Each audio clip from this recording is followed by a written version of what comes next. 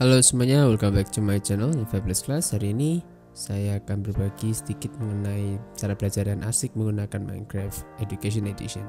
Oke, let's get started. So, pertama-tama yang harus kita lakukan adalah kita harus menuju ke webnya dulu untuk menginstal aplikasinya. Ya, nanti kan sediakan di deskripsi. Ya, kita klik get started. Setelah kita sampai di halaman webnya, lalu kita tinggal pilih download now. Nah, setelah itu kita akan ditawarkan untuk memilih yang cocok dengan device kita ya.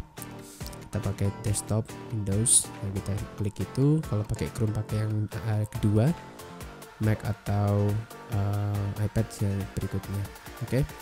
Nah, perlu diperhatikan adalah ketika kita mau sign in, kita harus memiliki account Office 365 yang khusus education. Ya, kalau kita hanya punya Office 365 tapi bukan lisensi pendidikan, maka kita tidak bisa. Beberapa hal yang sering kita lupakan adalah ketika kita sign in kita pakai email sendiri seperti Gmail, Yahoo, itu tidak akan bisa untuk mengakses Minecraft Education Edition ya. Jadi kita harus pakai Office 365 yang for education. Baik, lalu berikutnya adalah saya perlu memberitakan bahwa Minecraft Education Edition sekarang bisa kita coba secara free ya dengan menggunakan akun berlisensi edukasi tadi, dan batasnya adalah 25 kali login untuk guru dan 10 kali login untuk siswa, dan itu full version ya, jadi fiturnya semua kita bisa gunakan.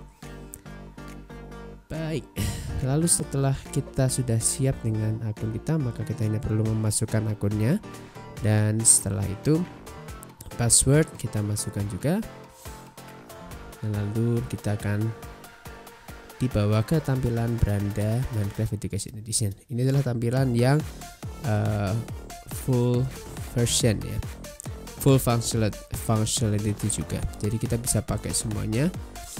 Di sini kita bisa lihat beberapa seperti play, new features, settings, dan switch account.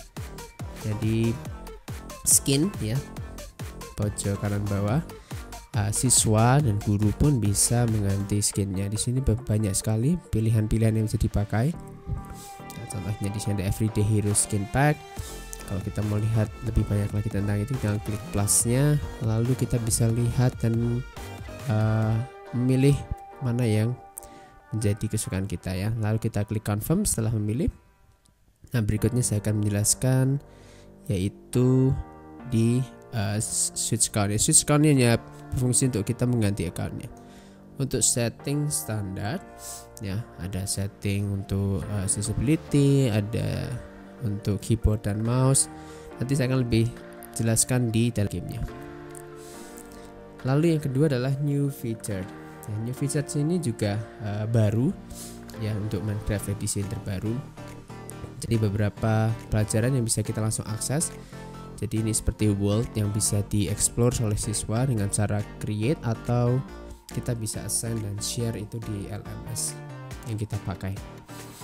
Ya, ada keterangan yang bisa kita pakai di sana sehingga kita bisa mengikutinya dengan baik. Berikutnya adalah ketika kita masuk di play, kita akan melihat view my worlds, ada view library, create new, ada join world, dan untuk create kita bisa membuat yang baru atau melalui templates. Untuk join world, di sini kita bisa istilahnya multiplayer. Tapi saya perlu ingatkan untuk multiplayer di sini lebih baik jika kita dalam satu kelas ya untuk belajar Minecraft Education Edition ini. Kalau tidak, jaringan internetnya akan susah untuk koneksi atau bergabung di dalam Minecraft ini secara bersamaan. Untuk import nanti akan saya jelaskan lebih lanjut lagi. Gunanya adalah kita akan bisa mengimport dunia atau world yang disiapkan guru untuk kita bisa pelajari, untuk siswa bisa pelajari. Ya, kita masuk ke library. Di sini kita bisa lihat ada lessons, monthly build challenge, biomes and worlds, how to play, ada educator resources yang bisa kita lihat di websitenya.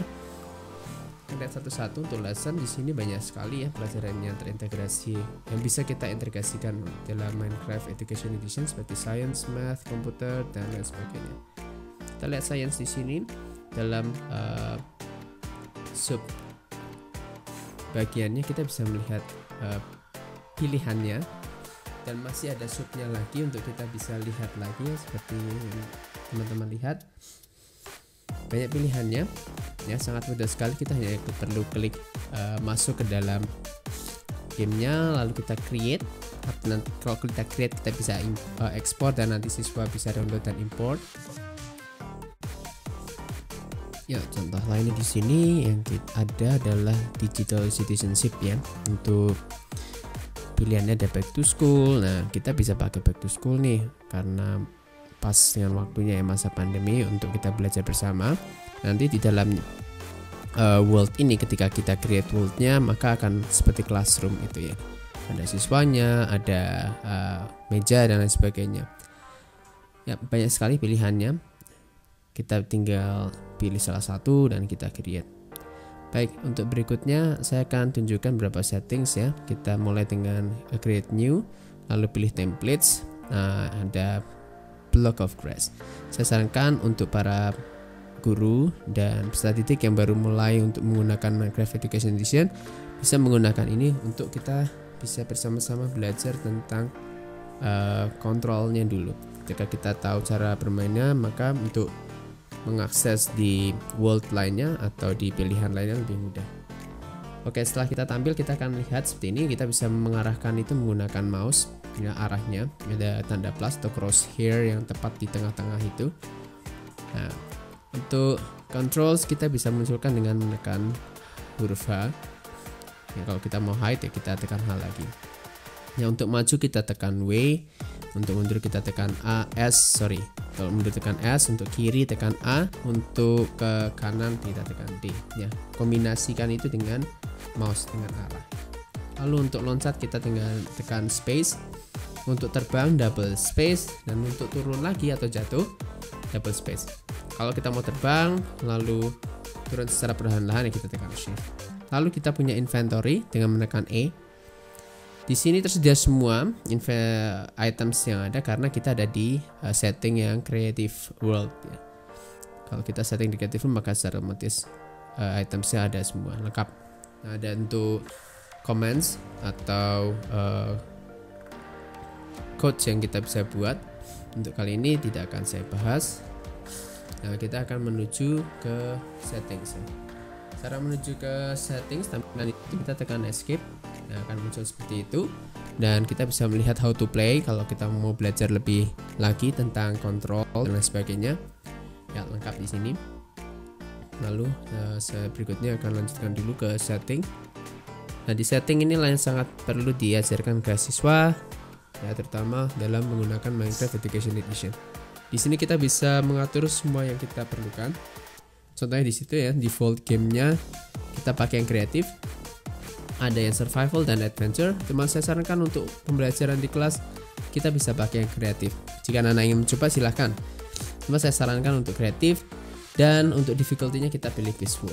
Kita bisa mengundang siswa dengan join code, dan kita bisa menentukan role siswa seperti yang kita kendaki. Apakah sebagai visitor, member, atau operator. Keterangannya bisa dibaca di sana.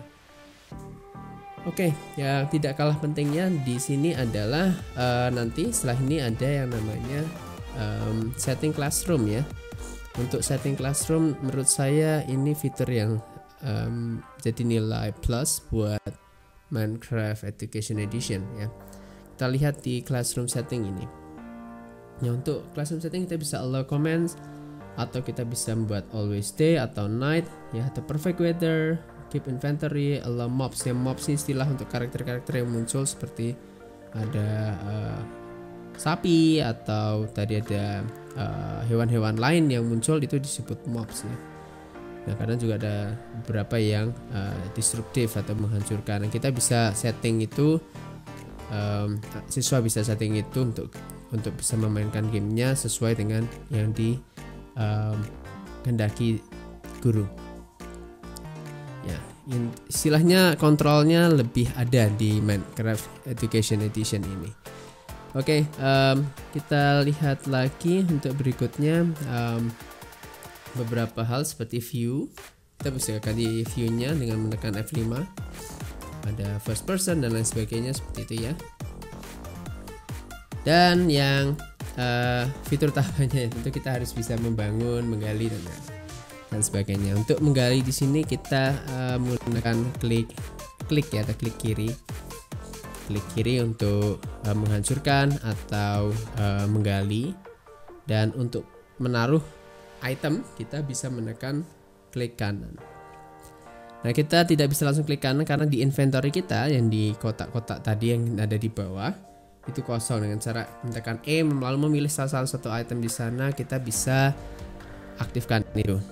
Yang harus diperhatikan adalah kita melihat barang yang kita bawa ya, itu ada di tangan nih, tangan kanan. Kalau di situ tidak ada, berarti kita tidak bisa play something. Nah, kita play something pakai klik kanan ya. Tadi klik kiri untuk menggali, menghancurkan, klik kanan untuk play something atau right click ya. Seperti itu. Ya, di sini ada agent ya. Ini juga khusus di Minecraft Education Edition. Agent ini fungsinya untuk membantu kita membangun sesuatu, tapi menggunakan coding ya, code builder. Kita akan pelajari itu next time. Kali ini kita akan lihat fitur-fitur utama yang bisa digunakan selama pembelajaran di kelas. Baik, berikutnya adalah saya akan menunjukkan item-item yang juga sangat penting bisa dipakai. Sama caranya adalah kita tekan E untuk mencapai inventory, lalu kita cari, kita bisa ketikkan di situ. Nah, ini ada kamera ya. Kamera, lalu berikutnya juga ada yang namanya portfolio, dan satu lagi yang tidak kalah pentingnya adalah book and quill. Setelah ini akan saya jelaskan satu persatu apa fungsinya, apa kegunaannya, kenapa penting dalam versi yang edukasi ini. Nah, kita lihat untuk kamera di sini fungsinya apa sih? Fungsinya sangat penting ya. Ketika siswa selesai membangun sesuatu, mengerjakan proyek sesuatu menggunakan Minecraft Education Edition ini, mereka bisa mengambil gambar ya. Untuk lebih jelasnya sebenarnya banyak sekali sih di internet ya, di YouTube juga sudah banyak sekali bagaimana penggunaan kamera. Nah, ini kita punya klik kanan untuk mengambil gambar, tapi gambar tidak akan terlihat ketika kita tidak melihat portfolio. Jadi kita perlu portfolionya. Nah, jangan bingung, angka-angka yang ada di atas 1, 2, 3, 4, 5 itu menunjukkan posisi barang atau items ya. Ketika saya ingin lihat portfolio, saya tinggal melihat posisinya ada di sebelah mana ini. Kalau di 3, berarti saya tinggal tekan 3 untuk mengaktifkan portfolionya. Dan untuk melihatnya kita tinggal klik kanan lagi ya, seperti ini. Di portfolio kita bisa kasih keterangan. Ya, contohnya di situ saya kasih gambar 1. Nah, kerennya lagi kita bisa ekspor ini menjadi PDF. Jadi ini bisa jadi file yang bisa dikumpulkan ya, tugas untuk guru sejarah contohnya membangun candi, dan anak-anak bisa foto itu lalu langsung diekspor jadi PDF. Nah, ini untuk book and quill. Bedanya adalah di sini anak bisa menaruh keterangan yang lebih rinci ya. Bisa kita taruh foto juga dan bersandingan dengan keterangan yang rinci di sampingnya. Ya. Untuk book and quill ketika kita sudah klik sign itu artinya tertutup ya bukunya. Tidak bisa digunakan lagi, jadi perlu diperhatikan, siswa-siswa harus mengerti fungsinya. Baik, salah satu fitur lainnya yang penting yang bisa digunakan guru ataupun siswa adalah papan keterangan. Di sini namanya slate, poster dan board ya, ada 3 macam slate, tapi saya lupa saat merekam video ini. Saya ingatnya ada 3, cuman saya lupa namanya ya. Slate, poster dan board. Jadi slate adalah papan yang paling kecil, lalu poster yang lebih besar dikit, dan yang paling besar adalah board. Kita lihat sini. Sama, kita ganti dulu itemsnya yang di tangan ya, kelihatan di tangan itu dengan cara menekan salah satu huruf, lalu kita place dengan klik kanan, dan kita bisa unlock dulu, dan untuk menulis sesuatu di sana, itu penjelasan. Ya, lalu kita lock lagi agar tidak bisa di edit lagi ya. Maksudnya kita bisa langsung lihat. Nah, berikutnya kita coba lihat boardnya. Board ini lebih besar, jadi keterangan yang kita taruh bisa lebih panjang. Ya, contohnya kerjakan soal berikut. Ya, kita langsung lock dan seperti itu kita ya papan tulis ya, papan yang lebih kecil, sedang ada satu lagi yang tengah-tengah itu. Ya, itu, dan lagi ada yang namanya NPC ya. Mengaktifkan NPC adalah dengan cara kita klik garis miring atau slash dan kita tekan WB, artinya world builder.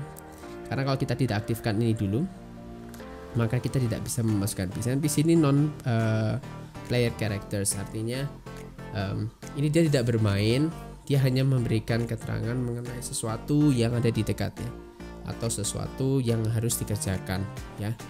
Kita bisa ganti namanya ya semacam tour guide lah, betul. Kita bisa ganti karaktersnya dan juga kita bisa ganti dialognya. Nah, kita bisa edit dialog. Nah, ketika kita edit dialog, kita bisa ketik sesuatu. Nanti ketika siswa atau siapapun yang klik kanan NPC tersebut, maka akan muncul perintah. Ya, kita bisa pasang URL di sana, tempel URL dan juga komen. Ini tidak akan saya jelaskan secara rinci. Saya akan lanjut dulu ya. Nah, seperti itu, nanti ketika klik kanan, maka NPC ini nanti akan, kita harus matikan dulu world buildernya agar bisa aktif seperti itu ya. Hai siswa. Nah, iya, itu adalah fitur-fitur utama yang bisa saya bagikan ya dalam Minecraft Education Edition. Untuk masalah apa yang perlu dikerjakan di sana dan lain sebagainya, akan saya tunjukkan beberapa contohnya setelah ini ya, yang terintegrasi dengan pelajaran ya, seperti itu. Oke. Nah, ini adalah salah satu lesson yang saya pakai ya, digital citizenship. Nah, di sini kita seperti di dalam ruangan yang berwarna-warni ya, dan juga kayak seperti dalam komputer. Ya, kita adalah NPC yang sama tadi, memberikan instruksi. Lalu di sini juga ada diorama laut tentang terumbu karang yang bisa dipelajari anak-anak untuk dieksplor anak-anak juga. Ini tentang math, pecahan ya, kita bisa menggunakan pecahan juga menggunakan Minecraft Education Edition. Sekali ya, bisa diintegrasikan dalam gamifikasi. Nah, tentunya ini akan membuat pembelajaran semakin asik dan menyenangkan. Dan belum lama ini saya juga menggunakannya untuk siswa membangun atau mendesain kamar tidur mereka sendiri, karena masanya pasiennya anak-anak di rumah, dan bisa jadi contoh kira-kira mereka desainnya seperti apa gitu ya. Itu bisa integrasi dengan Flipgrid ya. Kita masukkan URL dan nanti tugasnya di sini merekam screen record bedroom mereka, lalu akan dikumpulkan melalui Flipgrid. Nah, ini akan masuk dengan klik kanan sama. Dan di sini anak-anak bisa melihat contohnya dulu, kira-kira seperti apa sih bangunnya. Nah, ini seperti ini. Nah, ketika mereka punya inspirasi, oke, saya akan bangun, bahkan bisa lebih baik lagi dari ini atau lebih keren lagi dari ini. Ya.